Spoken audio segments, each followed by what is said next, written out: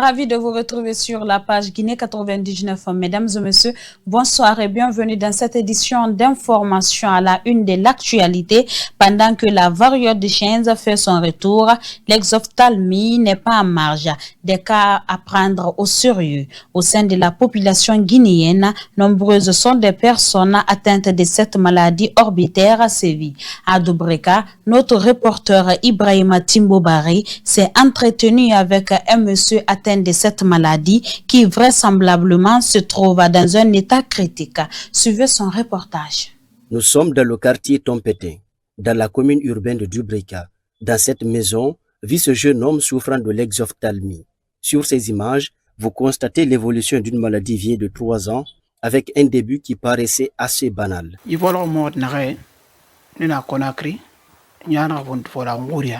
J'étais à Conakry quand cette maladie m'est arrivée. Ça a commencé avec une petite enflure. Après, je suis venu à Doubreka et la douleur a recommencé instantanément. Mais jusqu'à présent, ça ne va pas.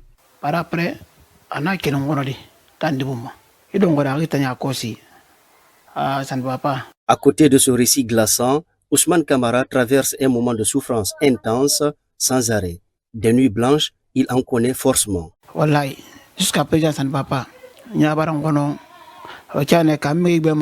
C'est flou. La vision de mon œil est très floue. Quand il fait nuit, je ne dors pas jusqu'au matin.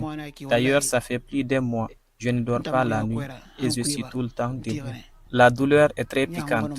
Voilà la situation dans laquelle je me trouve. Dans une quête effrénée de trouver un remède à son mal, il a frappé à plusieurs portes médicales.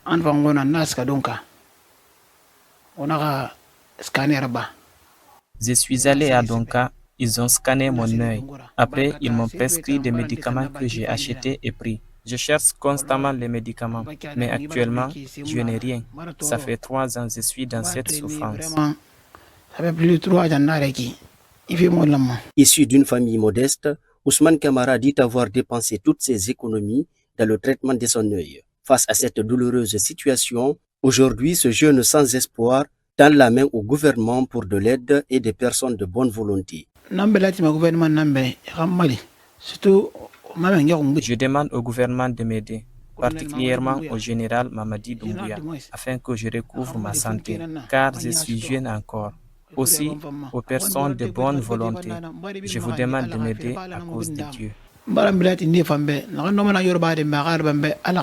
A précisé qu'en plus des douleurs atroces endurées par les personnes atteintes d'exophtalmie, l'une des conséquences directes de cette maladie est la cécité.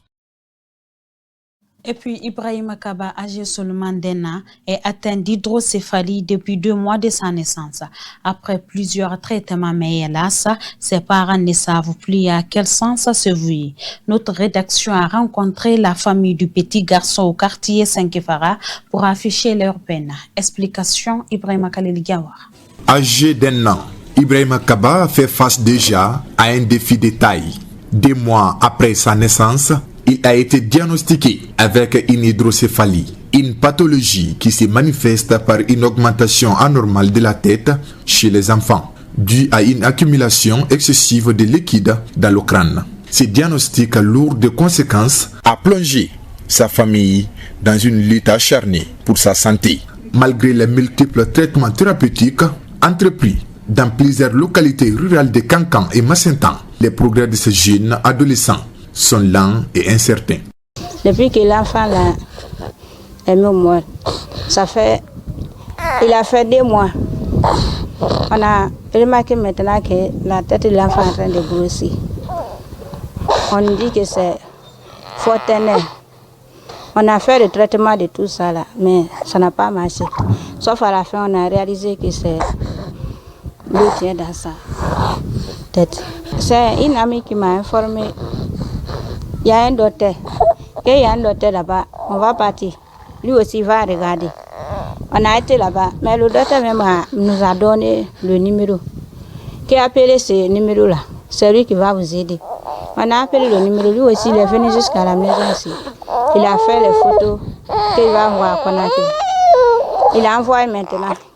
Que si on vous prend, ils vont vous appeler ici. J'ai dit d'accord.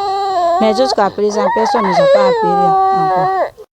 Chaque jour, cette mère de famille fait preuve de courage pour prendre soin de son enfant qui ne peut ni s'asseoir ni jouer en raison du poids de sa tête. Un quotidien difficile pour elle qui l'empêche depuis des mois d'exercer son petit commerce et de pratiquer ce métier de coiffeuse. Cependant, elle trouve la force de lui sourire, de lui parler et de lui bercer. Il ne peut même pas s'amuser, même il veut jouer, il ne peut pas. Si je ne l'attrape pas comme ça, il ne peut pas jouer. Parfois il dort la nuit, parfois il ne dort pas. La journée quand même, il ne dormait pas la journée. Je vendais les soucis, je fais aussi la coiffure. Tout ça là, je ne fais plus à cause de sa maladie. Je suis à la maison seulement, je ne fais rien maintenant. Épuisée par le désespoir et la précarité financière, Aminata Biavogui lance un appel urgent aux personnes de bonne volonté pour surmonter cette épreuve. Je demande à l'État et aux personnes de bonne volonté de m'aider. Je n'ai plus de moyens. Tout le monde n'a qu'à m'aider. Si quelqu'un sait que moi, si je suis une femme, je peux mettre l'enfant au monde. Ou un homme, tu as même pitié. Si tu vois l'enfant là, toi-même tu vas pleurer. Aujourd'hui, le seul rêve de cette dame fortement frappée par la tristesse est de voir son fils vivre sans douleur et retrouver sa santé afin de transformer son désespoir en espoir. Immersion sur le métier de make-up dans la commune urbaine de Kankan. Kadiatou Bangura, une jeune fille diplômée en sociologie, se démarque aujourd'hui de plusieurs autres filles diplômées sans emploi. Après son cursus universitaire, elle s'est lancée dans le domaine de la beauté pour assurer son autonomisation financière. Notre reporter Marianne Bekaba est allée à sa rencontre. Suivez son reportage. Elle s'appelle Kadiatou Bangura, âgée d'une vingtaine d'années, diplômée en sociologie. Concentration sociologie du développement communautaire à l'université Julius Nyerere de Kankan. Après ses études universitaires, cette jeune fille s'est lancée dans le make-up et devient aujourd'hui présidente directrice générale d'un salon de beauté dénommé Kadi Rose, situé au quartier Météo dans la commune urbaine de Kankan. Après une large formation dans ce sens dans la capitale, Kadiatou Bangura est une référence pour plusieurs jeunes filles de la ville de Kankan. Rencontrée dans son lieu de travail, elle martèle son parcours. Dans mon parcours de salon, afin que je mette en place cette belle entreprise, je dirais que ça n'a pas du tout été facile. Parce que moi, je profitais de partir à Conakry pendant l'hivernage. Et vous savez que comment est Conakry pendant les moments de la pluie. Parce que vu que j'étudiais, je faisais l'université deuxième année. Donc c'est au bout de ces vacances que je profitais afin d'aller à Conakry pour poursuivre mes différentes formations. Et dans ça, je dirais que j'ai parcouru plus de 5 à 6 salons. C'est avec plein de courage, de persévérance et de sérénité que je suis parvenue à mettre en place ce que j'ai aujourd'hui. Entrepreneur de son état, mais aussi enseignante au lycée Morfindian Diabaté de Kankan, Kadiatou Bangura explique pourquoi le choix de make-up est sa source de motivation pour la pérennisation de ce métier générateur de revenus. Parce que là, moi personnellement, j'ai fait le bouquet d'argent, j'ai fait les gâteaux, je faisais même la couture. Mais c'est dans la couture que moi j'ai embrassé maintenant le salon. J'ai vu que réellement je suis fan. Je rêve d'être une grande maquilleuse un jour. C'est dans ça que je me suis lancée dans le maquillage maintenant pour la finalité. Et en plus de ça, je suis enseignante au lycée Morfindian Diabaté. Pour ceux qui connaissent, j'ai plein d'élèves dans la ville de Kankan. Mon papa a été ma source de motivation parce qu'il me finançait, avec ses mots et ses conseils surtout. Il me disait, ah Kadiatou, ton premier mari c'est ton métier. Ton premier mari c'est ton métier. Et je me rappelle très bien, depuis que j'étais toute gamine, à 7 ans, 8 ans, pour la première fois, il m'a envoyé à un salon de beauté à Koya actuellement à l'époque. C'était salon de beauté Fondis. Donc toute gamine, j'ai à l'idée que oui, il me faut une chose, j'ai un métier aussi à part de mes études, il faut que je le fasse. Est-ce que vous voyez? Donc dans ça, je sais que oui, ma préoccupation majeure était d'abord d'étudier, être diplômée dans le domaine de l'enseignement. Et dès que j'ai vu que j'ai terminé mes études deuxième année directement, je me suis lancée dans mon projet. Poursuivant sa communication, Kadiatou Bangura lance un message de sensibilisation à l'endroit des jeunes filles, mais aussi aux parents de prendre l'éducation des enfants au sérieux pour un avenir meilleur. Parce que moi, personnellement, je suis diplômée en sociologie, vous le saviez. En plus, je suis aujourd'hui PDG d'un salon Kadi Rose Beauté. Je suis allée avec tous ces deux facteurs, rien n'a empêché l'autre. Donc les jeunes filles doivent prendre le métier au sérieux. Elles doivent mettre à l'idée que leur premier mari aujourd'hui c'est leur métier. Parce que même une fois dans le foyer, quand tu n'as pas un métier, tu es un danger en perpétuel. Une jeune fille sans métier n'est pas une jeune fille considérable. Vouloir trop coincer ton enfant, elle deviendra rebelle. Est-ce que vous voyez? Donc, elles n'ont qu'à essayer de mettre les enfants dans leur liberté, leur 50% de liberté, tout en les envoyant dans les salons de beauté, les coutures, etc., etc., même si ce sont dans les écoles professionnelles, de leur donner un endroit où réellement l'enfant peut être conscient de dire que oui, mon papa ou ma maman m'a envoyé ici afin que je puisse faire ça. Il faut afin que je puisse faire un rendement à la fin. À noter que créer son entreprise et être son propre patron est le slogan de plusieurs jeunes filles actuelles. C'est le cas de Kadiatou Bangoura, originaire de Koya, qui doit servir d'exemple aux autres filles diplômées sans emploi. Mot de sport avant de boucler cette édition d'information à Conakry.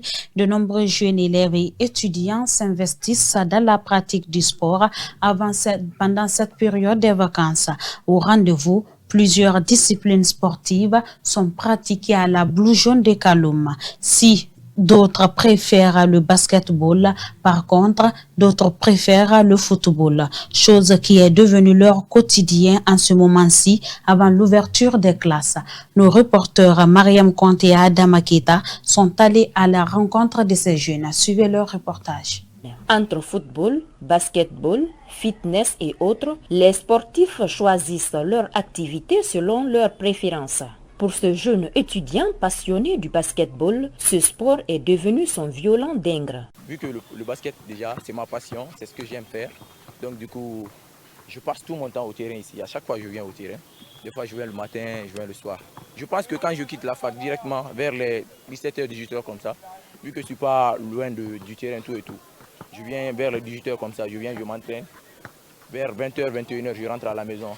Pour cet autre passionné du football évoluant dans l'Académie Jeanne d'Arc de Guinée, il a pu s'organiser entre le terrain et ses cours de révision, son rêve de devenir un grand joueur. On est là le mercredi, jeudi, samedi, dimanche. Le lundi, on part à la révision avec le mardi.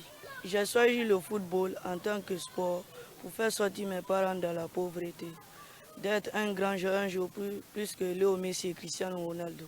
Informaticien et encadreur d'une académie de la place, ce coach est présent tous les jours ici pour entraîner les jeunes enfants pendant ses vacances. Nous venons à la Blue Zone parce que c'est les vacances.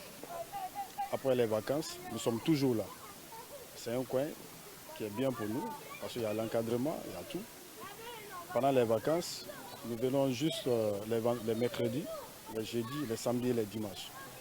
Et après l'ouverture des classes, nous venons seulement que 2 fois dans la semaine, c'est-à-dire les samedis et les dimanches. Le sport étant un exercice physique permettant de maintenir sa forme et dégager la graisse du corps, contribue fortement à améliorer la santé. C'est pourquoi il est recommandé par les spécialistes du domaine. Pour terminer, il convient notamment de souligner que cette période des vacances est un moment opportun d'une part pour dénicher des jeunes talents dans les différents quartiers de Conakry à travers divers domaines sportifs permettant à la nation d'encadrer certains d'entre eux qui pourraient représenter le tricolore guinéen dans le futur. Mesdames et messieurs, c'est la fin de ce journal sur la page Guinée 99. Grand merci à vous de l'avoir suivi et restez toujours connectés sur la meilleure des pages. À très bientôt.